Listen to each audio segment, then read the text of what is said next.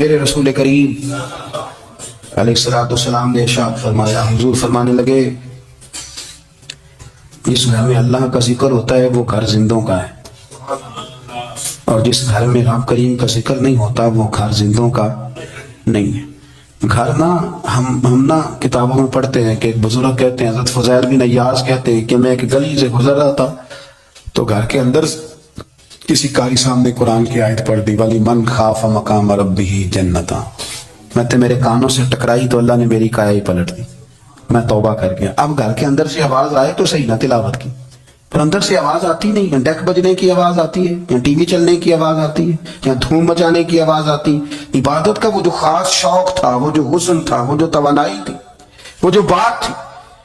ایک جگہ پہ ہم بیٹھے تھے تو وہاں ایک صاحب آئے، انہوں نے آتے ہی کہا کہ مہربانی کریں ذرا مجھے مصلی دے دیں، میرے نہ کچھ نفل رہ گئے۔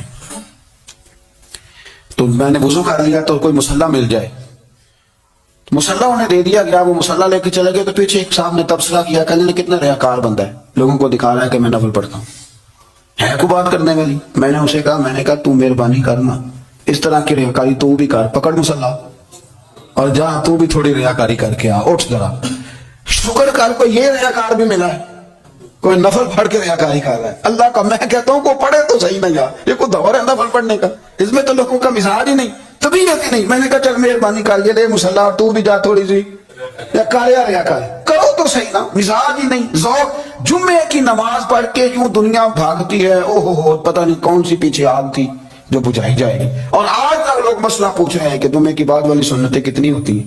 میں نے کہا کتنے سال ہو گئے جمعہ پڑھتے، کتنے سال ہو گئے، ابھی تک سنتوں کا نہیں پتا، ابھی تک نہیں علم کے پہلے کتنی رکھتے ہیں بعد میں کتنی رکھتے ہیں۔ فجر کی سنتیں کب پڑھنی چاہیے، سنو فجر کی سنتوں کے بارے میں۔ میرے رسول کریم سید عالم صلی اللہ تعالی علیہ وسلم سے ایک صحابی نے پوچھا تھا، حضور میری فجر کی سنتیں رہ گئیں یا رہ جاتی ہیں تو حکم کیا ہے، کیا انداز ہے حضور کا۔ بخاری مسلم کے لفظ سنو، حضور سید عالم صلی اللہ علیہ وسلم فرمانے لگے، اس نے کیا پوچھا تھا، حضور جواب کیا دیتے، فرمایا فجر کی سنتیں کبھی نہ چھوڑنا، فجر کی پہلی دو سنتیں کبھی نہ چھوڑنا۔ یا رسول اللہ صلی اللہ تعالی علیہ وسلم میری رہ گئی ہیں، رہ جاتی ہیں، فرمایا فجر کی دو سنتیں نہ چھوڑنا، فرمایا فجر کی پہلی دو سنتیں مجھے دنیا اور دنیا کے اندر جو کچھ ہے وہ سب سے زیادہ پیاری ہے۔ فجر کی دو سنتیں دنیا میں جو کچھ ہے مجھے وہ سب سے زیادہ پیاری ہیں، اس لیے فجر کی سنتیں نہ چھوڑنا۔ اپنا ذوق، اپنی طبیعت، ہم نے نا ذوق غلط بنا لیا۔ اگر 20 بندے کہہ بھی دیں گے تو نے بڑی شاندار تلاوت کیا تو کیا اس سے بنے گا، 100 بندہ کہہ بھی دے تیری کیا بات ہے، کیا بات ہے نعت خاں کی، کیا بات ہے علامہ صاحب کی، پیر صاحب کی، پیر مہر علی شاہ صاحب رحمت اللہ علیہ۔ آپ تشریف فرما تھے تو آپ کے ایک ہی بیٹے بابو جی جن کو کہا جاتا ہے، جس دن صاحبزادے پیدا ہوئے تو خادم نہ وہاں سے نکلا، ان لوگوں کے شوق اور طرح کے تھے نا تو ان کی توجہ بھی اپنے شوق کی طرف رہتی، تو خادم نکلا اندر سے، پیر صاحب مبارک ہو، پیر صاحب مبارک ہو، پیر صاحب مبارک ہو، پیر صاحب مبارک ہو، شور کر رہے ہیں۔ تو پیر صاحب کو وجد ہو گیا، اللہ اکبر اللہ اکبر اللہ، وہ کیا ہوا، کس بات کی مبارک دے رہے ہو؟ عرض کی حضور اللہ نے بیٹا دیا۔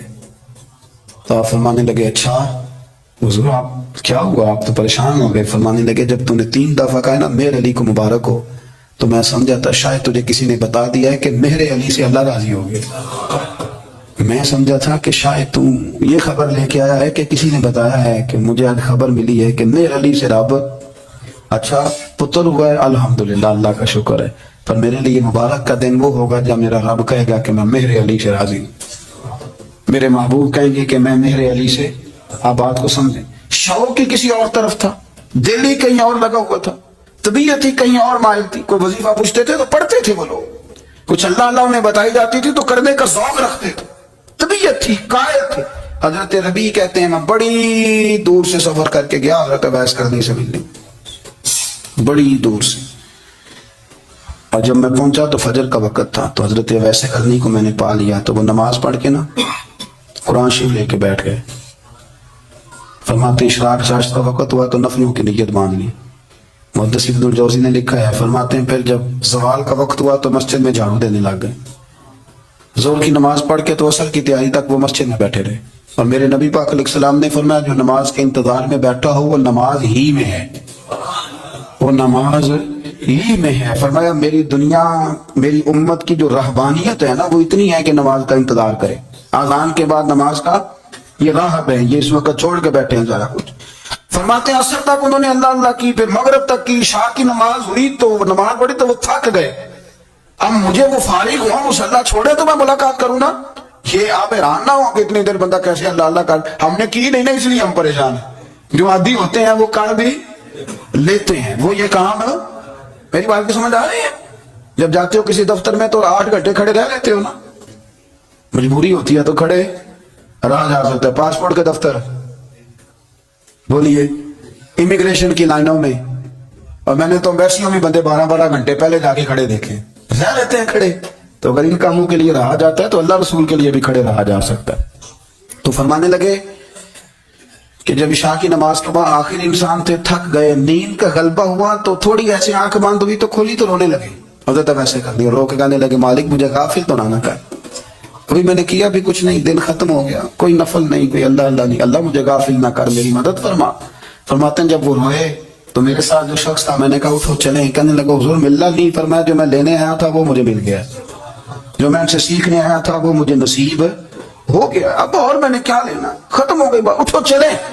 اللہ کے بندوں نے حضرت ربیہ بن کعب اسلمی رضی اللہ تعالیٰ عنہ فرماتے ہیں, کہتے ہیں جب بنو قریظہ اور بنو نذیر یہودیوں کے ساتھ حضور علیہ السلام نے جنگ کا اعلان فرمایا تو وہ دشمن ہو گئے. ہمیں خطرہ تھا کہ وہ رات کو کہیں محبوب کو تکلیف نہ دیں, تو کچھ لوگ نا تلواریں لے کے نبی پاک کے دروازے پہ پہرے داری کرتے تھے. گن مین رکھنا حرام نہیں, اگر کسی کو واقعی خطرہ ہو تو اس کے لیے سنت بھی ہے. حضرت علی المرتضیٰ تلوار لے کے حضور کے گھر کا پہرا دیتے تھے. حضرت ربیہ بن کعب اسلمی رضی اللہ تعالیٰ عنہ فرماتے ہیں کہ رات میری ڈیوٹی تھی کہ میں حضور کے گھر کا پہرا دوں گا. تو فرماتے ہیں میں باہر سن رہا تھا, ساری رات ہی میرے نبی پاک نے اللہ کی تسبیح پڑھی, ساری رات, کبھی تسبیح, کبھی تحلیل, کبھی تحمید, کبھی تکبیر, ساری رات. فرماتے ہیں ساری رات حضور پڑھتے رہے اور ساری رات ہی میں سنتا رہا. مجھے اونگ آ گئی, میری آنکھ لگ گئی, حضور ابھی پڑھ گئے, میں تھک کے سو گیا. اور فرماتے ہیں جب میری آنکھ دوبارہ سے کھلی تو میرے کانوں میں پھر کوئی چیز گونجی, تو میں نے کان لگایا تو میرے حبیب ابھی بھی اللہ کو یاد کر رہے. ساری رات حضور آپ کی عبادت کرتے. اسی لیے تو کہا یا ایھا المزمل قم اللیل الا قلیلا, ابھی ساری رات تو نہ جاگا کر, تھوڑا آرام بھی کر لیے گا. میرے بھائی اپنا مصلی, اپنی عبادات, اپنے وظائف, اللہ اللہ جو آپ نے کسی سے سیکھی ہے اس کو کبھی کمزور نہ ہونے دیں. شجرہ شریف جو کسی بزرگ سے آپ لے لیتے ہیں تو کیا رسم ہے کوئی, اس پہ کچھ لکھا ہوتا ہے, وہ پڑھنے کے لیے دیا جاتا ہے, اس پہ لکھا ہوتا ہے کہ یہ اللہ اللہ آپ نے کرنی ہے. قرآن مجید فرقان حمید میں اللہ تبارک و تعالیٰ نے فرمایا ہے اپنے بندوں کو اپنی عبادت کی طرف توجہ دلائی, اپنے بندوں کے دلوں میں عبادت کا شوق, ذوق اور نظریہ پیدا فرمایا. فرمایا یا ایھا الناس اعبدوا ربکم الذی خلقکم, اے ایمان والو, اے لوگو, اپنے اس رب کی عبادت کرو جس نے تمہیں پیدا کیا, والذین من قبلکم, اور ان لوگوں کو بھی پیدا کیا ہے جو تم سے پہلے تھے.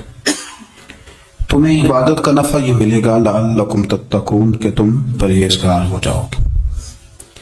عبادت اس لیے کیا کرو کہ اللہ نے تمہیں پیدا کیا ہے, اور اس لیے کہ تم سے پہلے لوگوں کو بھی اللہ نے پیدا کیا ہے. اور پھر ارشاد فرمایا کہ الذی جعل لکم الارض فراشا, وہی رب ہے جس نے تمہارے لیے زمین کو فرش بنایا, والسماء بناء, اور آسمان کو چھت بنایا, وانزل من السماء ماء فاخرج به من الثمرات رزقا لکم, زمین کو فرش بنایا, آسمان کو چھت بنایا, پھر آسمان سے پانی برسایا جس کے ذریعے پھل نکالے, اور وہ بھی کسی اور کے لیے نہیں, رزقا لکم, تمہارے رزق کے لیے, وہ بھی تمہارے رزق کے لیے. یہ ساری نعمتیں تمہیں دی ہیں. اب فلا تجعلوا للہ اندادا, اب تم اللہ کے ساتھ کسی کو شریک نہ بناؤ. وانتم تعلمون, اور تم جانتے بھی ہو, تمہیں خبر بھی, تمہیں پتہ ہے کہ عبادت اللہ کی کرنی چاہیے, تمہیں پتہ ہے کہ نماز پڑھنی چاہیے, تم جانتے ہو کہ نوافل ادا کرنے چاہیے, تمہیں پتہ ہے کہ سجدے آنکھیں بند کر کے جھوٹ کی زندگی جی کے, اپنے ساتھ بددیانتی کر کے, دھوکہ دے کے اپنے آپ کو دائیں بائیں اپنے آپ کو کہیں مصروف رکھ کے کچھ وقت ضائع تو کر لیتے ہو، پر تمہیں پتہ تو ہے نا کہ عبادت اللہ کی کرنی، تمہیں اس کی خبر ہے۔ فرمایا اس رب کی، دیکھیں نا، انسان پر اگر کوئی شخص نیکی کر دیتا ہے، احسان کر دیتا ہے، تو انسان اس کے سامنے پھر گردن نہیں اٹھا سکتا، یار یہ میرے مشکل وقت کا دوست ہے، اس نے میرے ساتھ نیکی کی، کبھی بھی گردن نہیں اٹھائے گا، جھکا کے رکھے گا۔ تو اگر عام کوئی نیکی کر دے تو اس کے سامنے انسان کبھی گردن نہیں اٹھاتا، تو جو رب ساری نعمتیں عطا فرمائے، جو کہے کہ تیری تخلیق میں نے کی، تجھ سے پہلوں کو بھی پیدا میں نے کیا، تیرے لیے زمین کا بچھونا بھی میں نے بچھایا، آسمان کی چھت بھی میں نے لگائی، تیرے لیے زمین سے ساری اناج کو، پھل کو، کھیتیوں کو نکالا بھی تیرے لیے، اب تو اس طرح کر کہ تو میری عبادت کر، تو میری بارگاہ میں جھک جا۔ بہت سارے نشے لوگوں کو لگے ہوئے ہوتے ہیں، ہر آدمی کوئی نہ کوئی نشہ کرتا ہے، کوئی دولت کا کرتا ہے، کوئی شہرت کا کرتا ہے، کوئی اپنی تعریف کا نشہ کرتا ہے، دو چار لوگوں سے تعریف سن کے مطمئن ہو جاتا ہے۔ ناراض تو نہیں ہو گیا اس جملے سے آپ؟ کرتے ہیں لوگ دولت کا نشہ بھی، یہ جب نقصان ہوتا ہے تو بندے بیمار نہیں ہو جاتے، پیسے ڈوب جاتے ہیں تو لوگ بیمار نہیں ہو جاتے، تو اس کا مطلب یہ ہوتا ہے کہ نشہ ٹوٹ گیا ہے۔ بیک ہو گئے نا تھوڑے سے تو کانپتے ہیں، تڑپتے ہیں، پریشان، نشہ ہی اسی طرح ہی کرتا ہے نا، نہیں ملتا تو پریشان ہوتا ہے۔ یہ سارے نشے ہیں، مختلف قسم کا نشہ۔ ہم مانتے نہیں اس بات کو، تسلیم نہیں کرتے، کیونکہ تسلیم کرنا بڑا مشکل کام ہے، اس کے لیے تو بڑی ساری چیزیں جو ہے وہ دبوچ کے اور بڑی سارے رستے پھلانگ کے آنا پڑتا ہے، تو بڑا مشکل ہے ماننا، ورنہ کرتے ہیں ہم، ہمارا مزاج ہے۔ یہ گھومنے پھرنے کا، دنیا دیکھنے کا بھی ایک نشہ ہے، یہ بہت ساری باتیں کرنے کا بھی ایک نشہ ہے، گپ شپ کا بھی ایک نشہ ہے، دو چار لوگوں کی جب تک پگڑیاں نہ کھول لیں بعض لوگوں کو نیند نہیں آتی، یہ غیبت کا، چغلی کا، بددیانتی کا، یہ بھی ایک نشہ ہے۔ اس پر مولا رومی رحمت اللہ نے بڑا کلام لکھا ہے، وہ کہتے ہیں مانگ کے کھانے کا بھی نشہ ہے، مانگ کے کھانے کا بھی نشہ ہے۔ وہ کہتے ہیں کہ ایک بھیک مانگنے والی خاتون تھی، تو بادشاہ کے پاس بھیک مانگنے آئی، تو بادشاہ کو پسند آ کہ اس نے شادی کر لی، اب اس کو عادت تھی بھیک مانگ کے کھانے کی، تو وہ کنیزوں سے کہا کرتی تھی کہ فٹافٹ نہ روٹی لے کے آیا کرو، میں 2-3 دفعہ مانگوں تو پھر لایا کرو، چونکہ ایک نشہ ہے نا، تو میں مانگوں 2-4 دفعہ تو پھر۔ تو انسان بہت سارے نشے کرتا ہے، یہ مانتا نہیں، یہ موبائل، یہ فیس بک، یہ سارے نشے ہی ہیں، اپنی فوٹو لگا لینا، سارا دن اسی کو دیکھتے رہنا۔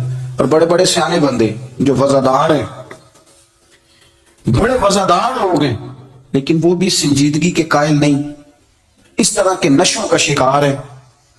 یہ سارے نشے ہیں جو ہم نے پال لیے۔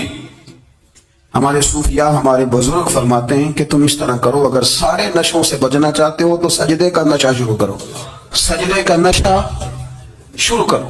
یہ نا اقبال کہتے ہیں عطار ہو، رومی ہو، رازی، آپ بات کو سمجھیں، عطار ہو، رومی ہو، رازی ہو، غزالی ہو، کچھ ہاتھ نہیں آتا بے آہ سحر گاہی۔ کہتے بہت بڑا صوفی ہو جیسے فرید الدین عطار تھے، بہت بڑا تصوف کا امام ہو جیسے امام غزالی تھے، بہت بڑا تفسیر کا استاد ہو جیسے امام رازی ہو، عطار ہو، رومی ہو، رازی ہو، غزالی ہو، پر کچھ ہاتھ نہیں آتا بے آہ سحر گاہی۔ اگر سویرے اٹھ کے روتا نہیں نا اللہ کی بارگاہ، اگر تہجد نہیں نہ پڑھتا تو کچھ ہاتھ نہیں آتا بے آہ سحر گاہی، پھر اس کو کوئی چیز نصیب۔ میری بات کی سمجھ آئی آپ حضرات؟ جب تک آپ سویرے نہیں اٹھتے، آپ اللہ اللہ نہیں کرتے، آپ کو نوافل کا چسکا نہیں، عبادت کا مزہ نہیں، فرمایا میری عبادت کرو، یہ شوق پیدا کرو، میں نے تمہیں پیدا کیا ہے۔ ہم لوگوں کے نشے ہیں، مختلف نشے ہیں، بڑا عجیب رنگ ہے۔ محفل کی صدارت کرنے والے بڑے پیر صاحب، بڑے القابات، بیچ میں سے بندہ تلاش کرنے سے نہیں ملتا، اتنے بڑے لقب ہے اس کے، لیکن وہ سارے سنبھل کے 2.5 گھنٹے بیٹھا رہا محفل میں، اور نماز کا وقت آیا تو اس نے مختصر سی پڑھی، وہ نکل گیا، وہ ہلکے سے سجدے کیے۔ او اتنا بڑا عشق رسول نعت خواں، او ہو کیا بات ہے، اور عشق رسول کا بہت بڑا پیغامبر، بہت بڑا مبلغ، تو بیچارہ سمجھ ہی نہیں سکا کہ اللہ کے رسول نے فرمایا تو نماز پڑھ میری آنکھیں ٹھنڈی ہو جائیں گی۔ تو یہ نشے کے عادی تو ہیں پر حقیقت کے قائل نہیں ہیں۔ یہ بس ٹھیک ہے، خوابوں کی دنیا میں لوگ زندہ ہیں، پر جن کو یہ جو نشہ تھا نا عبادت کا، یہ میرے رسول پاک کی چاہت ہے, یہ میرے نبی کریم علیہ السلام کی. آپ دیکھیں نا حضور مہینوں مہینوں جا کے غار ہرا میں بیٹھتے, کیا وہاں تبلیغ کرتے تھے, کوئی کتاب لکھتے تھے؟ رسول کریم علیہ السلام مہینہ مہینہ رہتے غار ہرا میں, کوئی نہ مجھے دیکھے, کوئی نہ مجھے ملے. حضور یہاں کیا ہے؟ فرمایا میں اپنے رب کی عبادت کروں گا. نبی کریم علیہ السلام نے سجدوں کے ساتھ پتھروں اور پہاڑوں کو آباد کر دیا, سجدوں کے ساتھ. آپ کا سجدہ آپ کو بہت ساری چیزوں سے چھڑا لیتا ہے, یہ بہت ساری جگہوں سے جھکنے سے بچا لیتا ہے. صوفیاء اولیاء یہ کیا کرتے تھے؟ یہ سجدے کا ذوق ہی تو پیدا کرتے تھے. سجدے کا ذوق. شاہ عبدالعزیز دباغ رحمۃ اللہ تعالی علیہ اپنے مریدوں سے فرمایا کرتے تھے کہ اگر تم پکے نمازی بن جاؤ نا, تہجد گزار ہو جاؤ, تو میرے پاس آنا جانا چھوڑ دینا. عرض کی حضور کیوں؟ فرمایا میں تمہارے اور رب رسول کے رستے میں رکاوٹ نہیں بننا چاہتا, اور میرا مقصود ہے تمہیں وہاں تک پہنچانا. جب پہنچ گئے تو پھر میری ضرورت ختم ہو گئی. ہاں کبھی وسوسہ آئے, شک پیدا ہو, تکلیف ہو تو آنا, ورنہ میں نہیں چاہتا کہ میں رکاوٹ بنا رہا ہوں. تم اللہ اللہ کرو, اس مالک کو راضی کرو. میرے رسول پاک علیہ وسلم نے فرمایا بندہ اللہ کے سب سے قریب اس وقت ہوتا ہے جب وہ سجدے کی حالت میں ہوتا ہے. کس کے قریب ہوتا ہے؟ اللہ کے سب سے قریب ہوتا ہے. وہ بڑا نیڑے ہے رب کے, بڑا قریب ہے, اس لیے کہ وہ حالت سجدہ میں. وہ جب سجدے کرتا ہے نا, اس کی بارگاہ میں جب جھک جاتا ہے. آپ ذرا سجدے کی کیفیت دیکھیں نا, زبان بھی یہاں ہے, آنکھ بھی یہاں ہے, کان بھی, عقل بھی ساری, اس نے سارا کچھ رکھ دیا سجدے. آپ وہ کبھی پیچھے جائیں تو دیہاتوں میں کہا جاتا تھا ناک سے نکیریں نکالو, بہت بڑی سزا ہوتی تھی نا, ناک سے نکیریں نکالو, بڑی سزا ہوتی تھی. تو اس نے کہا مالک مجھے کسی نے کہا نہیں, پر دیکھنا میں نے رکھ دی ساری عقل سجدے میں, اور رکھ کے کہا کہ سبحان ربی یا اللہ میں پست ہوں تو اعلیٰ ہے, اللہ تو میرا رب ہے اور تو سب سے اعلیٰ. اتنا, اور فرمایا جب یہ اس کیفیت میں ہوتا ہے تو پھر یہ اپنے رب کے قریب ہوتا ہے. کثرت عبادت, نوافل. ہمارے ہاں عمرے کی قرآن اندازی محفلوں پہ ہونے لگ گئی ہے, حالانکہ حدیث سے ثابت نہیں. میں دوستوں سے کہتا ہوں جائز ہے, کرنی چاہیے. عمرے کی قرآن اندازی جائز ہے, پر کسی حدیث میں نہیں آئی کہ قرآن اندازی کرو عمرہ کرو. حدیث میں قرآن اندازی یہ آئی ہے کہ نبی پاک علیہ السلام نے فرمایا تمہیں پتہ چل جائے نا پہلی صف کا ثواب کتنا ہے, تم قرآن اندازی کرو. عمرے کی قرآن اندازی کا تو پوسٹر چھپتا ہے, تو یہ والی قرآن اندازی کب ہو رہی ہے؟ ہونی چاہیے کہ نہیں؟ حضور نے فرمایا تمہیں پتہ چلے کہ اس کا ثواب کتنا, تو تم قرآن اندازی کرو, تم قرآن ڈالو. جب آپ نماز پڑھ رہے ہوتے ہیں, جب آپ کا مصلی آباد ہوتا ہے, صلاح الدین ایوبی ایک بزرگ سے ملاقات ہو گئی, بیت المقدس پر قبضہ تھا عیسائیوں کا. تو صلاح الدین بڑے پریشان تھے. بابا جی کہنے لگے پتر کیا ہوا؟ کہنے لگے حضور پتہ چلا ہے دشمن کے 2 بحری بیڑے اسلحہ لے کے آ رہے.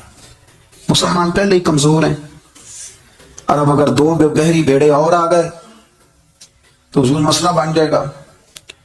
تو میں پریشان ہوں کہ کس طرح یہ کم مسئلے والی ہماری فوج ہے کیسے مقابلہ کرے گی. تو بابا جی کہنے لگے پتر اس طرح کرنا, آج رات تو بھی دعا کرنا اور میں بھی کروں گا, تو بھی دعا کرنا. آپ ناراض نہ ہونا, ہم تو پیروں والے ہیں, ہم تو پیروں کے نوکر غلام ہیں, ہمارا تو گزارا ہی نہیں, ہمیں تو ملتا ہے سارا کچھ وہاں سے. پھر میرا سوال یہ ہے کہ تعویذ لینے جاتے ہو, نفل کیوں نہیں پڑھتے, رات اللہ اللہ کیوں نہیں کرتے؟ یہ بھی تو ہمارے بزرگوں کا ہی طریقہ ہے, انہوں نے تو ہمیں سکھایا ہے. صلاح الدین ایوبی سے بزرگوں نے کہا کہ رات آج نا اللہ اللہ کرنا, تو میں تیرے لیے دعا کروں گا, تو بھی دعا کرنا. تو بندہ جب دکھی ہوتا ہے تو سجدہ کرتا ہے, تو پھر ہی تو مصلی بھیگ جاتا ہے, پھر ہی تو مزہ آتا ہے. سکھی بندہ تو کعبے جا کے نہیں روتا, دکھی تھے, تکلیف تھی, تو سر رکھا سجدے میں تو تڑپ گئے.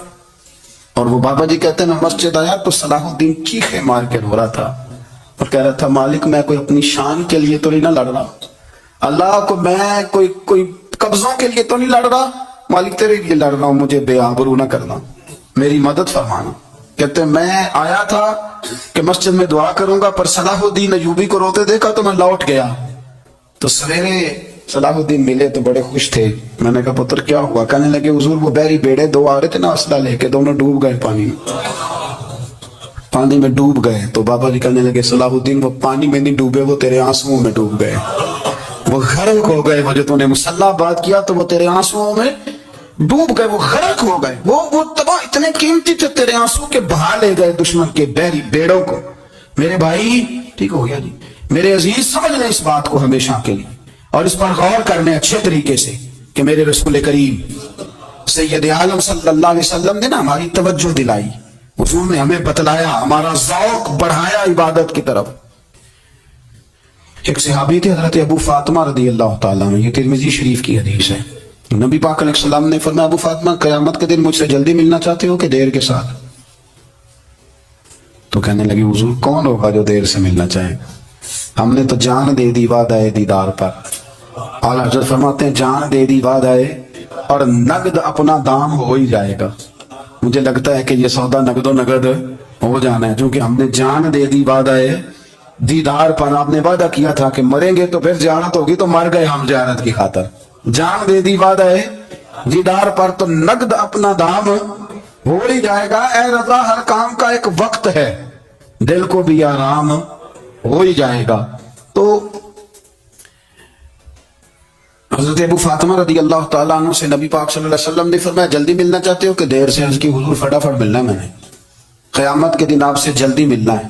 تو نبی پاک علیہ السلام نے فرمایا پھر اس طرح کرنا، دنیا میں رہ کے سجدے زیادہ کرنا، پھر سجدے زیادہ کرنا، قیامت میں ملاقات جلدی ہو جائے گی، قرب ملے گا تمہیں۔ اپنے بچوں کے اندر دیکھیں نا، ہم شوق پیدا کرتے ہیں، ہمیں صحیح لفظ نہیں بولنے آتے پر ہم بچوں میں شوق پیدا کرتے ہیں کہ پتر ڈاکٹر بن جائے گا تو بڑا نفع کرے گا، تو لوگوں کی خدمت کرے گا، ملک و ملت کی خدمت کرے گا، تیرے ابا کا نام روشن ہوگا، تیرے دادا کی تعریفیں ہوں گی۔ ہم یہ ذوق پیدا کرتے ہیں، ہم اپنے نوجوانوں کے اندر یہ فکر پیدا کرتے ہیں، انہیں ہم سمجھاتے ہیں کہ میاں جب تم پڑھو گے محنت کرو گے تو فلاں آدمی کی طرح تمہارا نام ہوگا۔ یہ جتنا ذوق ہم بچوں کے اندر ان چیزوں کا پیدا کرتے، ہمیں حکم ہے کسی طرح ہم ذوق پیدا کریں کہ پتر نماز پڑھے گا تو اللہ راضی ہو جائے گا، تو سجدہ کرے گا۔ دیکھیں نا میرے رسول کریم علیہ السلام نے فرمایا 7 سال کے بچے کو مسجد لے کے جاؤ، یعنی اسے شوق دلاؤ، اس کے اندر یہ خاصیت پیدا کرو کہ اس کا دل کرے مسجد میں جانے کا، اس کے اندر یہ خصوصیات لاؤ کہ وہ ہمارے یہاں نا ہر چیز کو پروموٹ کیا جا رہا ہے، ہر چیز کو، یعنی سر سنگیت سکھانے کے لیے اکیڈمیاں بن گئی، ہر شے پروموٹ ہو رہی ہے، عبادت کا جذبہ کم ہوتا جا رہا ہے، اللہ کا ذوق ہمارے اندر نہیں رہا، اور اتنا مشکل ہم نے اپنے لیے بنا لیا ہے کہ وہ بندہ جو بڑی زبردست مذہبی گفتگو کر رہا تھا اور تگڑی بات کر رہا تھا، کیا بات ہے، لیکن نماز کے بارے میں کمزوری دکھا جاتا ہے، نوافل کے بارے میں وہ چپکے سے نکل جاتا ہے۔ امام احمد بن حنبل رحمۃ اللہ تعالی علیہ، مسند امام احمد بن حنبل 14 جلدوں میں ہے مارکیٹ میں، اور مجھے تو خیر پسند ہی پڑی ہے، میں نے کئی دفعہ پڑھی ہے، اور کیا بات ہے امام احمد بن حنبل کی، کیسے تگڑے قسم کے محدث تھے، اور اللہ نے کتنا انہیں اعزاز عطا فرمایا ہوا تھا۔ یہ کوڑے بھی کھاتے تھے دین کی خاطر، سارا کرتا لہو سے بھر بھی جایا کرتا تھا، بڑا اعزاز والا شخص تھے، بڑے اعزاز والے، حدیثیں جمع کرنا، حدیثیں لکھنا، حدیث پڑھانا، سارا دن رہتے تھے۔ کہہ سکتے تھے کہ میں کر تو رہا ہوں کام، اور حدیث بھی موجود ہے کہ عالم عابد سے افضل ہوتا ہے، پر اس کے باوجود امام احمد بن حنبل رحمۃ اللہ علیہ 300 نفل فرض نمازوں کے علاوہ پڑھا کرتے تھے، 300 نوافل روز پڑھا کرتے تھے۔ ان کے بیٹے نے کہا جی مکان خریدنا ہے تو جگہ کہاں کر کے لوں، بہت ساری آبادیاں، تو فرمایا پتر وہاں لینا جہاں مسجد قریب ہو۔ میرے رسول کریم سید عالم صلی اللہ علیہ وسلم اتنا پسند کرتے مسجد کو، اتنا پسند کرتے نماز کو، کہ رسول کریم صلی اللہ علیہ وسلم تہجد کی نماز بھی پڑھتے، پھر حضور فجر کی نماز بھی پڑھتے، نبی پاک وتر کو الگ کر کے پڑھتے، عشاء کے ساتھ نہیں پڑھتے۔ یہ تو ہم اس لیے اجازت دی ہمارے بزرگوں نے کہ بعد میں اٹھے گا کون علیحدہ وتر پڑھنے کے لیے، عشاء کے ساتھ پڑھ لیں، وتر پڑھتے، تہجد پڑھتے، فجر پڑھتے، اشراق پڑھتے، چاشت پڑھتے، پھر مغرب کی نماز کے بعد 6 رکعت توابین پڑھتے، پھر رات کو صلاۃ اللیل پڑھتے۔ سیدہ عائشہ صدیقہ کہتی ہیں زمانہ سو جاتا اور میرے رسول مصلی بچھا کے کھڑے ہو جاتے، او یار کھیتی باڑی کر کے نہیں، محنت مزدوری کر کے نہیں۔ جناب عائشہ کہتی ہے میں یہ بھی دیکھتی کہ حضور ایک آیت شروع کرتے تو ساری رات اسی کو پڑھتے، اور میری نظر جاتی تو قدم مبارک پہ ورم آ جاتا۔ یار نماز پڑھ کے اتنی مشقت کر کے، اتنی جدوجہد کر کے ورم آ گیا، یا رسول اللہ اتنی محنت کیوں کرتے ہو؟ فرمایا فلا اکون عبدا شکورا، کیا میں اپنے رب کا شکر گزار بندہ نہ بنوں؟ صحابہ کا ذوق عبادتوں کا، ریاضتوں کا، تلاوتوں کا، طبیعتیں ان کی، وہ ایک دوسرے کو، حضرت مولا علی شیر خدا کرم اللہ تعالیٰ وجہ الکریم کے زمانے میں روم کے بادشاہ نے کہا یار یہ مسلمانوں کا پتہ تو کرو، یہ آخر کیوں اتنے زیادہ مجاہد ہیں؟ اس زمانے میں جاسوس بھیجنے کا مزاج تھا، اب تو جاسوس پکڑا جاتا ہے، اب تو جاسوس اور جاسوسی کا شوق ویسے آج بھی ہے۔ عرض کروں تھوڑی سی بات اس عنوان سے، پتہ کیا ہمارا مسئلہ ہے؟ ہم جہاں جاتے ہیں نا وہاں تھوڑی خوشبو سونگنے کی کوشش کرتے ہیں، وہ کیا ہے تو یہ کیا ہے تو ادھر کیا ہے تو تھوڑا سا ادھر کیا ہے۔ میرے رسول پاک پڑھیے درود شریف سارے پڑھیے ذرا زور سے، صلی اللہ تعالی۔ نبی پاک علیہ السلام نے فرمایا جاسوسی نہ کرنا ورنہ تم بندوں کو خراب کر دو، اور فرمایا اس طرح نہ ہو کہ تم کسی کے آپ کھول نہ نکلو تو تمہارے پہلے کھول جائیں۔ یہ جو ذوق ہے نا یہ ختم کریں، چھوڑیں، مطلب آپ کس چکر میں پڑے ہوئے ہیں؟ اتنی زیادہ توجہ کرنے کی کیا ضرورت ہے؟ نیک کام سے کام رکھیں، اس میں بندہ تھوڑا سا نا آسان رہتا ہے۔ یہ جو بہت زیادہ ٹٹولنے والے لوگ ہوتے ہیں نا وہ بےچارے پھر عمر ٹٹولتے ہی گزار دیتے ہیں، اس لیے کہ مزاج ہی بہت پکا ہے، گوری کا منہ کھول کے اندر تک ہاتھ ڈالنا، تو پھر کئی دفعہ سامنے سے بچھو بھی لڑ جاتا ہے، خرابی ہوتی۔ تو جاسوسی کی جاتی تھی، اس نے بھی جاسوس بھیجے، کیونکہ قبیلوں کے لوگ تھے، کچھ مسلم کچھ کافر، پہچانے نہیں جاتے تھے لوگ، تو کچھ لوگ اس نے بھیجے، انہوں نے آ کے نا تحقیق کی، ریسرچ کری کہ آخر ماجرا کیا ہے۔ تو واپس جا کے انہوں نے رپورٹ دی نا روم کے بادشاہ کو۔ اس رپورٹ کا ایک جملہ بڑا شاندار ہے، وہ کہنے لگا بادشاہ ہمیں مسلمانوں کی کوئی سمجھ نہیں آئی، ہمیں کوئی سمجھ نہیں۔ انہوں نے کہا بھی کیوں نہیں سمجھ آئی؟ کہنے لگے یار عجیب بندے ہیں، جب رات مسلح پہ بیٹھتے ہیں تو یوں لگتا ہے ان کا دنیا سے رشتہ ہی کوئی نہیں، کوئی کسی کو نہیں جانتا، کوئی اپنے دکھ سنا کے رو رہا ہے، کوئی اپنی بات کر کے رو رہا ہے، لگتا ہے کہ ان کا کوئی رشتہ ہے ہی نہیں جب مسلح پہ بیٹھتے ہیں۔ اور فرمایا جب سویرے یہ جہاد کرنے نکلتے ہیں تو لگتا ہے ان سے زیادہ دلیر ہی کوئی نہیں۔ حالانکہ جو مسلحوں پہ رونے دھونے کے لوگ ہوتے ہیں وہ کئی دفعہ جہاد میں کام نہیں کرتے، لیکن عجیب لوگ ہیں کہ رات کے راہب ہیں، دن کے مجاہد ہیں، کوئی سمجھ نہیں آیا۔ میرے عزیز ان لوگوں نے مسلح آباد کر کے رکھا، تلاوتیں ان کا ذوق رہی، منظر روز پڑھنا، اسباق پڑھنا، وظائف پڑھنا، یہ ان کا ذوق رہا۔ اعلیٰ حضرت بریلوی رحمت اللہ نے ایک 1000 کتاب لکھی ہے، لیکن الوظیفۃ الکریمہ کے نام سے جو وہ صبح و شام وظائف پڑھتے تھے وہ الگ انہوں نے ان کو بیان کیا، پابندی کے ساتھ اپنی اللہ اللہ کرتے۔ شیخ شہاب الدین سہروردی رحمت اللہ نے اس پر ایک بندے نے اعتراض کیا، اس نے کہا جی آپ کس قسم کے صوفی ہیں، مرید بیٹھے ہیں اور آپ وہاں نفل پڑھ رہے ہیں؟ یہ بھی بڑا مسئلہ ہوتا ہے نا، جو بندہ ملنے آتا ہے وہ اپنے ٹائم کے حساب سے آتا ہے، اور اس کا یہ بھی خیال ہوتا ہے کہ پیر صاحب جو ہیں وہ چونکہ درویش ہیں تو نہ انہیں روٹی کھانی چاہیے نہ سونا چاہیے، چونکہ وہ درویش ہیں، اور ہم چونکہ درویشوں کے ماننے والے ہیں لہذا ہمارا یہ طریقہ ہونا چاہیے کہ جیسے ہم کہیں درویش ویسے ہی کر جائے۔ حالانکہ جس کو آپ درویش کہیں گے آپ اس کی مانیں گے، آپ منوائیں گے نہیں، تو ہمارا مزاج ہوتا ہے۔ شیخ شہاب الدین پر لوگوں نے اعتراض کی، حضور لوگ ملنے آئے ہیں، زیارت کرنے آئے ہیں، یہ بندے دعا کرانے آئے ہیں، اللہ اللہ کرانے آئے اور آپ نفل پڑھ رہے ہیں، کیا جملہ ہے، کیا حسن ہے، کیا خوبصورتی ہے۔ فرمانے لگے رب رسول سے مانگنے کے لیے مصلی بچھایا ہے، اگر وہاں سے مانگوں گا نہیں تو تمہیں دوں گا کیا؟ پہلے مجھے کچھ لے تو لینے دو، اگر میرے پلے کچھ ہے ہوگی تو آگے دوں گا نا۔ تو میں مانگنے گیا تھا کہ یا اللہ دے، تیرے بندے لینے آئے دے، تو میں کچھ لوں گا تو آگے دوں گا نا۔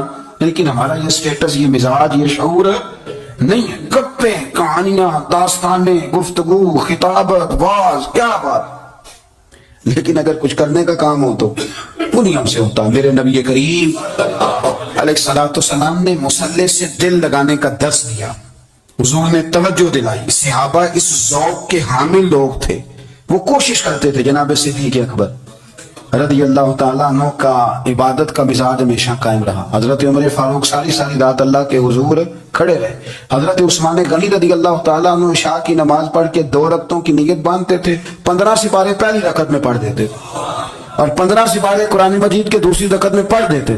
آپ نے نا حضرت عمر فاروق کے وصال کے بعد ان کی ایک بیوہ سے نکاح کیا،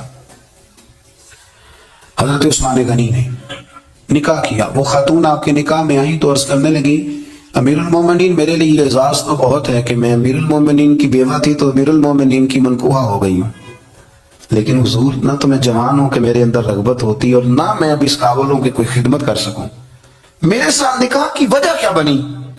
تو عثمان غنی رو پڑے، فرمانے لگے میں نے عمر فاروق کو مسجد میں اپنے رب سے ڈرتے ہوئے دیکھا، میں نے اسے روتے ہوئے دیکھا ہے، عدل کرتے دیکھا ہے, انصاف کرتے دیکھا ہے, امت کی خیر خواہی کرتے دیکھا.